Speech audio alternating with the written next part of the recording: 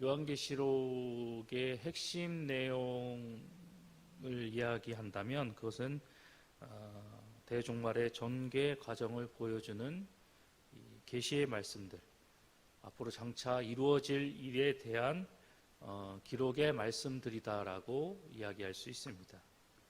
또한 이 계시록의 말씀은 어떤 이례적이고 단절적인 사건들이 아니라 예수 그리스도의 재림을 기점으로 해서 대환란 이후에 백보자 심판과 새하늘과 새 땅의 도래로 이어지는 그런 연속적인 사건들이다라는 사실을 계시록은 우리에게 분명히 이야기를 하고 있습니다. 그 가운데 21장 1절에서부터 22장 5절까지는 이 요한계시록의 이 본론부에 해당되는 말씀 중에 이 종결 부분에 해당되는 그런 말씀인데, 오늘 21장이 바로 그 이 말씀의 연속 부분 중에 한 부분입니다. 오늘 우리가 함께 살펴본 요한계시록 21장의 말씀을 좀 더 세밀하게 살펴보면 1절부터 8절까지는 새하늘과 새 땅의 도래와 성도와 악인의 영원한 분리에 대해서 이야기를 하고 있습니다. 그리고 9절에서부터 21절까지는 어린 양의 신부인 새 예루살렘 성의 아름다운 정경에 대해서 우리에게 이야기를 하고 있고, 마지막으로 22절에서부터 27절까지는 새 예루살렘 성의 성전과 그 성을 비치는 두 광채, 즉 하나님과 어린 양이신 예수 그리스도에 대해서, 그리고 이러한 영광스러운 성에 입성하는 그런 사람들에 대한 내용을 이야기하고 있습니다. 그렇다면 이러한 내용을 이야기하고 있는 오늘 본문의 말씀이 우리에게 들려주고 있는 영적인 교훈은 과연 무엇일까요? 첫 번째로 오늘 본문의 말씀은 성도는 항상 주님 음성 듣기에 열심이어야 한다라고 우리에게 교훈합니다. 오늘 본문 3절의 말씀을 살펴보면 내가 들으니 보좌에서 큰 음성이 나서 이르되라고 기록되어져 있습니다. 새하늘과 새 땅의 이 도래, 그리고 새 예루살렘을 목격했던 이 사도 요한은 오늘 이 본절 3절의 말씀과 같이 하늘로부터 들리는 새로운 음성을 듣게 됩니다. 그것은 바로 하나님의 통치를 상징하는 그분의 보좌에서 울려 퍼지는 약속의 말씀임을 우리는 본절을 통해서 발견하게 됩니다. 그런데 우리가 주목해야 할 것은 오늘 이 사도가 들었던 이 하나님의 음성, 즉 하나님의 보좌에서 울려 퍼지는 이 약속의 말씀은 비단 사도에게만 적용되는 말씀이 아니라 이 시대를 살아나가는 모든 성도들이 귀를 기울여 주목해서 들어야 할 말씀이다라는 사실을 우리에게 강조하고 있습니다. 하나님의 백성된 성도에게 있어서, 특별히 성도의 신앙생활에 있어서 눈으로 보는 것도 중요하지만 듣는 것 역시 중요하다라는 사실을 성경은 우리에게 교훈합니다. 하나님께서는 우리의 눈에 보이는 이 절망 가득한 이 세상 속에서 보이지 않는 그 희망의 메시지, 약속의 말씀들을 자기 백성인 성도들에게 분명하게 선포하시고 들려주고 계십니다. 그렇기 때문에 우리는 눈에 보이지는 않지만 우리에게 희망을 선포하시고, 그리고 우리에게 분명하게 약속하시는 그 하나님의 음성에 귀를 기울이고 그 하나님의 말씀을 우리의 마음과 우리의 중심에 새기며 살아나가는 성도가 되어야만 합니다.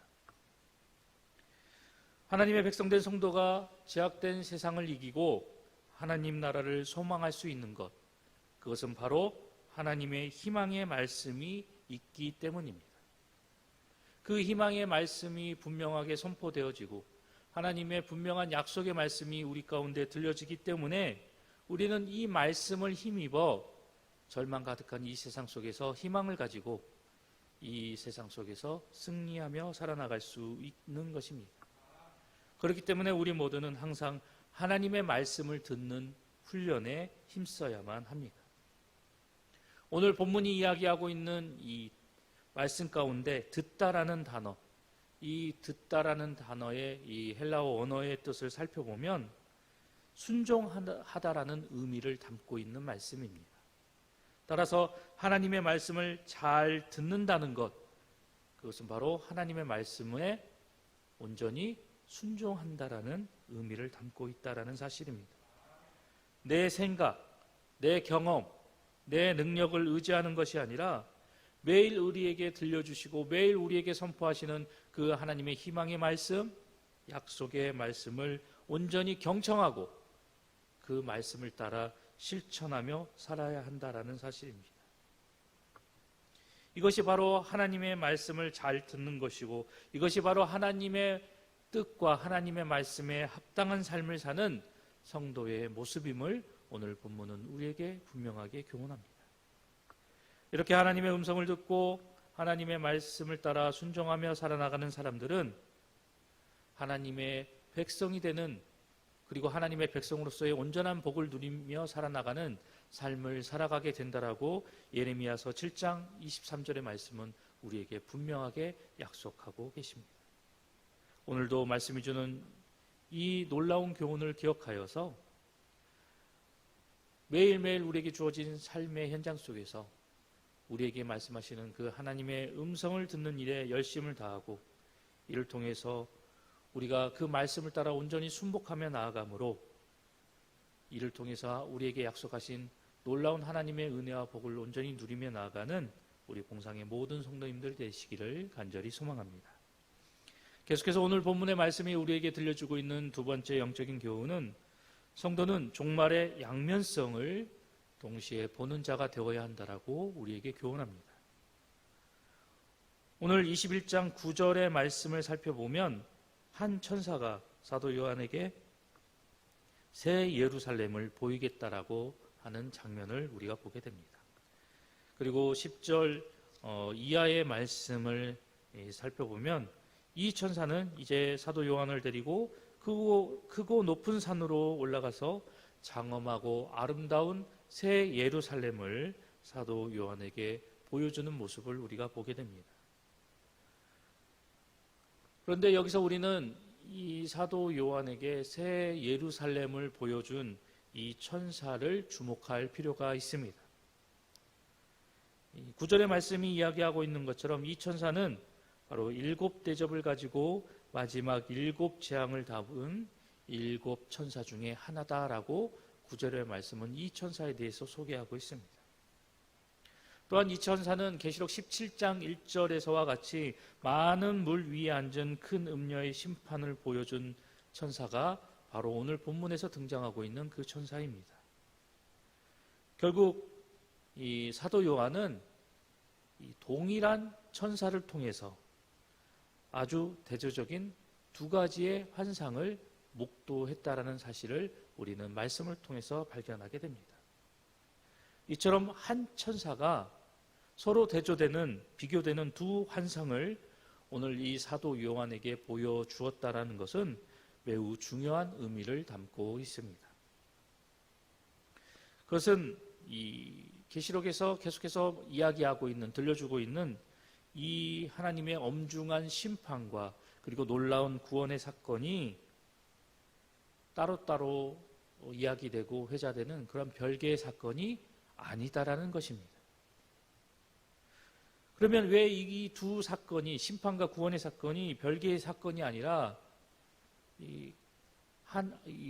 서로가 반드시 함께 언급되어져야 하는 그러한 중요한 사건이라는 것을 왜 오늘 본문의 말씀은 우리에게 강조하고 있는 것일까요? 그것은 바로 하나님의 이 공의, 심판으로 우리에게 이야기되고 있는 이 하나님의 공의와 구원으로 우리에게 이야기되고 있는 이 하나님의 은혜는 바로 동전의 양면과 같기 때문입니다.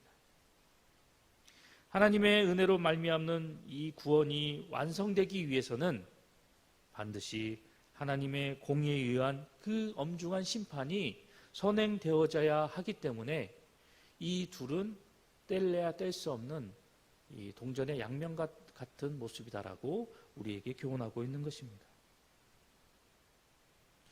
오늘 계시록에서 우리에게 계속해서 들려주고 있는 것처럼 바로 어린 양의 신부가 나타나기 전에 먼저 이 음녀에 대한 심판이 있어야 하는 것이 바로 필연적인 것이고, 이러한 사건이 진행되어져야만이 하나님의 놀라운 구원의 은혜가 성도들 가운데 임하게 된다라는 사실을 본절은 우리에게 분명하게 교훈하고 있습니다. 사랑하는 봉산교회 성도 여러분, 우리는 하나님의 놀라운 은혜로 말미암아 하나님의 백성이 된 사람들입니다. 그 하나님의 구원의 은혜로 말미암아 우리는 성도라는 놀라운 타이틀을 가지고 새로운 지위와 위치에서 새로운 은혜 가운데 주어진 삶을 살아나가고 있는 사람들입니다. 때문에 성도된 우리 모두는 비록 우리가 바벨론과 같은 세상에 살아가고 있지만 그 가운데서도 우리는 분명하게 새 예루살렘을 꿈꾸고 살아나가는 사람이 되어야 한다는 사실입니다. 하나님의 백성임에도, 그리고 새 예루살렘을 꿈꾸며 살아가야만 하는 사람임에도 불구하고 여전히 바벨론을 꿈꾸고 헛된 바벨론의 허망한 것들을 바라보며 살아나가는 그러한 사람이 되어서는 안 된다라고 본절은 우리에게 분명하게 경고하고 있습니다. 하나님의 백성으로서, 그리고 성도로서 새 예루살렘에 거하기를 원한다면 이제 속히 우리가 거하고 있는 그 바벨론에서 우리가 우리의 발걸음을 옮겨야 한다라고 본문의 말씀은 우리에게 강조합니다. 뿐만 아니라 이 바벨론과 같은 세상에 더 이상 우리가 헛된 소망과 미련을 남겨두어서는 안 된다라고 분명하게 이야기합니다. 우리가 잘 알고 있는 것처럼 창세기에서 이야기하고 있는 그 소돔과 고모라가 유황불로 심판당할 때 그곳에 쾌락과 재물의 미련을 두고 머뭇거리다가 결국 뒤를 쳐다봄으로 인해서 소금 기둥이 된 롯의 아내를 우리는 잘 알고 있습니다. 우리도 이 롯의 아내와 같이 바벨론과 같은 이 세상에 미련을 두고 그 미련으로 인해서 우리가 머뭇거린다면 결국 롯의 아내와 같은 비극적이고 안타까운 결과를 맞이할 수밖에 없다라는 사실을 본절은 우리에게 분명하게 교훈하고 있습니다. 때문에 하나님의 백성으로서, 그리고 성도로서, 그리고 새 예루살렘을 소망하고 꿈꾸고 살아나가는 사람으로서 이제 과감히 세상에 대한 미련을 버리고 우리에게 약속하시고 우리에게 희망으로 우리에게 선포하신 그 새 예루살렘을 우리가 온전히 바라보고 그곳에 대한 소망을 품고 살아나가는 하늘 백성이 되어야 함을 오늘 본문의 말씀은 다시 한번 우리에게 강조하고 있는 것입니다.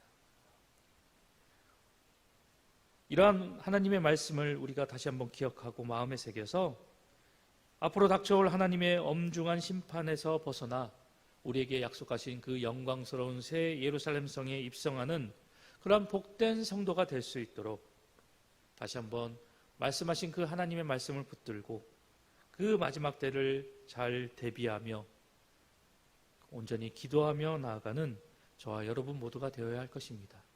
그러므로 인해서 날마다 이 바벨론의 이 세상 속에서 새 예루살렘 성을 꿈꾸고 소망함으로 이를 통해서 날마다 우리와 함께 하시는 하나님의 은혜와 하나님의 그 인도하심의 손길을 발견하며 날마다 하나님과 동행하며 나아가는 우리 공상의 모든 성도님들이 되시기를 간절히 소망합니다.